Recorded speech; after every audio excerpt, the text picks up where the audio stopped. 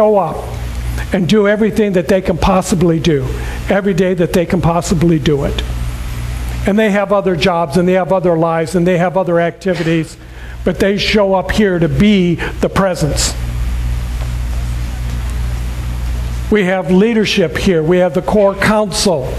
We have people who are chairing different cores that show up and do as much as they can possibly do, and they cannot do it all. In fact, the majority of you here are volunteering in some place. Some of you are first time, so we'll give you another week. But if we don't come together in this consciousness and work from within, because you got to work it from within. You can't look out there and resolve the hate and the anger and the pain and the suffering that's going on with something out there.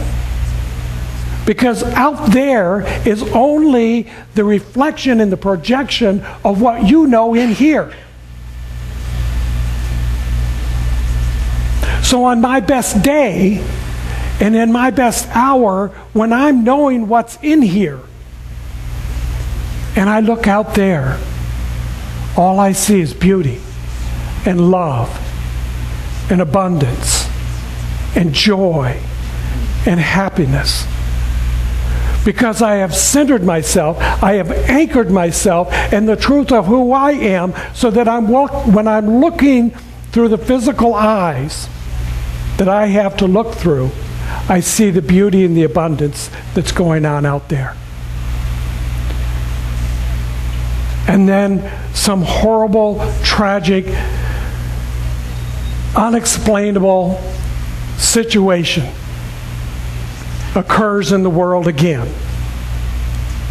in a way that our current technology and our media brings it out full force.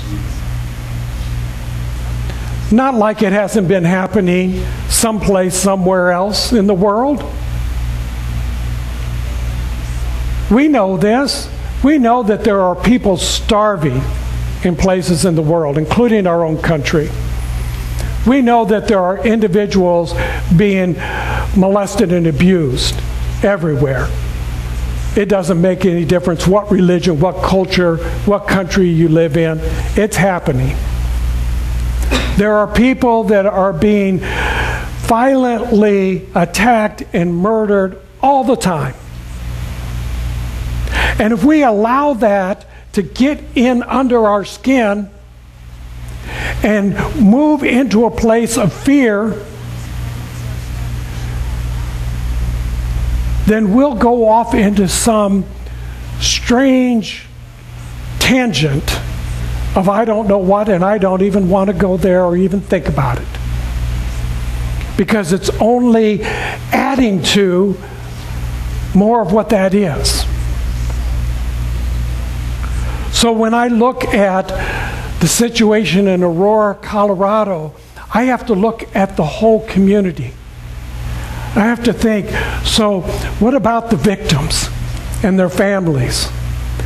What about the perpetrator and his family? What about the people who have known him as a friend? So often, we hear somebody who has decided to end their own life, suicide. And people close to them are going, if only I had, if only I had. I don't know what it was you would have done. If you're not already doing it, are we not here in this world to be the best that we can be? And I cannot manage my life, my personal life, based on what everybody else's life is going through. The key, the absolute foundations of science of mind is that you have to know yourself. I think Aristotle may have said that too. or Plato or Socrates, one of the three. Know thyself. And in order to do that, you have to get quiet. You have to stop pointing the finger outward. You have to stop projecting. You have to stop judging. You need to begin forgiveness in here. You need to begin loving in here. You need to begin knowing truth in here. This is where it lives. That's all I know. Everything else is just an expanded version. What I know is that it already is within. Heaven on earth is that experience that I can discover from within. And it has nothing to do with anybody else or any other situation or any other condition. I have to find it here. And I work at this daily. And sometimes it causes me to have these emotional, uncontrollable experiences because I open my heart to this. I feel this every day. I'm sending out love around the world all the time because I know somebody someplace needs it. And the more I send it out, the more Spirit gives me. That's all I know. And it's just right here within me. I offer it to you. If you resist it, I can't do anything about that. If you're in resistance to the Spirit that dwells within you, there's nothing I can do about that. You have to find a way to open your own heart, your own mind, your own soul. You have to awaken, become enlightened. Everybody has the opportunity to become enlightened. Everybody has the opportunity to become the Buddha mind, the Christ mind, the enlightened mind, whatever you want to call it. You can become that whole, perfect, complete being when you know yourself. Seek within the kingdom of heaven. It's already there. It's already there. You already have the love. You already have the power. You already have the presence. Nobody can put it in there. Nobody can create your world. Nobody can create your life.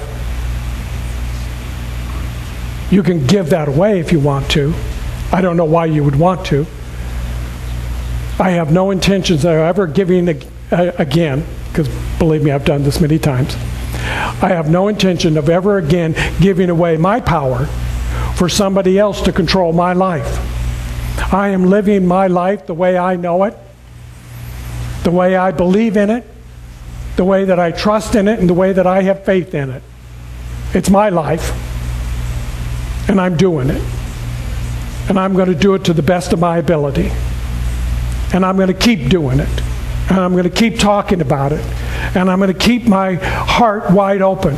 And I'm going to keep feeling the pain and the suffering that's going on around the world. Because I believe and I know that it will be healed. And that we will all arrive in that place of perfection. There is no other place to go. We will all arrive there. You're going to go on your own journey. You're walking your own path. But you're going to get there. And those people who have looked at me and said, because of my faith or my religion or my teaching, that I'm going straight to hell, they're going to be really surprised when they show up and we're all there. Wherever there is, we're all together. And we can support each other in this. Let's go within, if you want.